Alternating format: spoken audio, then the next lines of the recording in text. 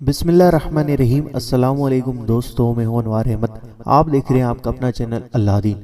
ناظرین، اس ویڈیو کے اندر ہم آپ کو ابو جہل اور خدا کے سپاہیوں کا ایک خوبصورت واقعہ بتانے والے ہیں۔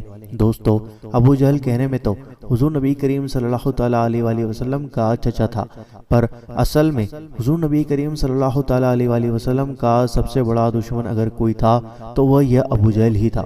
دوستو، آئیے جانتے ہیں ابو جہل اور حضور نبی کریم صلی اللہ تعالیٰ علیہ وآلہ وسلم کا واقعہ اور خدا کے سپاہی کا واقعہ۔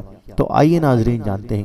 ابو جہل نے حضور نبی کریم صلی اللہ تعالیٰ علیہ وآلہ وسلم کو کعبے میں نماز پڑھنے سے منع کیا تھا، اور وہ اعلانیہ ایسا کہا کرتا تھا کہ اگر میں نے محمد صلی اللہ تعالیٰ علیہ وآلہ وسلم کو نماز پڑھتے دیکھا تو اپنے پاؤں سے ان کی گردن کچل دوں گا معاذ اللہ، اور ان کا چہرہ خاک میں ملا دوں گا معاذ اللہ۔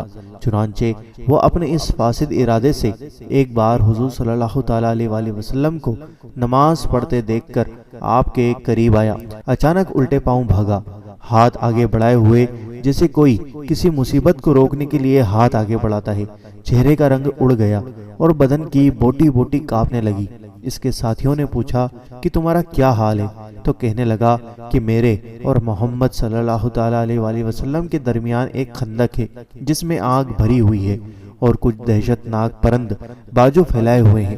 اس سے میں اس قدر خوف زدہ ہو گیا کہ آگے نہیں بڑھ سکا اور ہانپتے کانپتے کسی طرح جان بچا کر بھاگا۔ نماز کے بعد حضور صلی اللہ تعالیٰ علیہ وآلہ وسلم نے فرمایا کہ اگر ابو جہل میرے قریب آتا تو فرشتے اس کا ایک ایک عضو جدا کرتے تھے۔ سبحان اللہ، مگر اس کے بعد بھی ابو جہل اپنی خباثت سے باز نہیں آیا اور حضور صلی اللہ تعالیٰ علیہ وآلہ وسلم کو نماز پڑھنے سے منع کرنے لگا۔ اس پر حضور صلی اللہ تعالیٰ علیہ وآلہ وسلم نے اسے سختی سے جھڑک دیا تو ابو جہل نے غصے میں بھر کر کہا کہ آپ مجھے جھڑکتے ہیں، حالانکہ آپ کو معلوم ہے کہ مکہ میں مجھ سے زیادہ ضدتے والا اور مجھ سے بڑی مجلس والا کوئی نہیں۔ خدا کی قسم، میں آپ کے مقابلے میں سواروں اور پیدلوں سے اس میدان کو بھر دوں گا۔ اس کی اس دھمکی کے جواب میں سورہ الگ یعنی سورہ اقرا کی یہ آیت نازل ہوئی۔ خداوند قدوس نے ارشاد فرمایا، ترجمہ کنز الایمان، ہاں اگر باز نہ آیا تو ہم ضرور پیشانی کے بال پکڑ کر کھینچیں گے۔ کسی پیشانی جھوٹی خطا کار اب پکارے اپنی مجلس کو، ابھی ہم سپاہیوں کو بلاتے ہیں۔ حدیث شریف میں ہے کہ اگر ابو جہل اپنی مجلس والوں کو بلاتا تو فرشتے اس کو بالاعلان گرفتار کر لیتے اور وہ جوانیہ کی گرفت سے بچ نہیں سکتا تھا۔ دوستو، اس واقعے سے ہم کو یہ ہدایت ملتی ہے کہ ابو جہل جب تک زندہ رہا ہمیشہ حضور صلی اللہ تعالیٰ علیہ وآلہ وسلم کی دشمنی و ایذا رسانی پر کمر بستہ رہا اور دوسروں کو بھی اس پر اکساتا رہا۔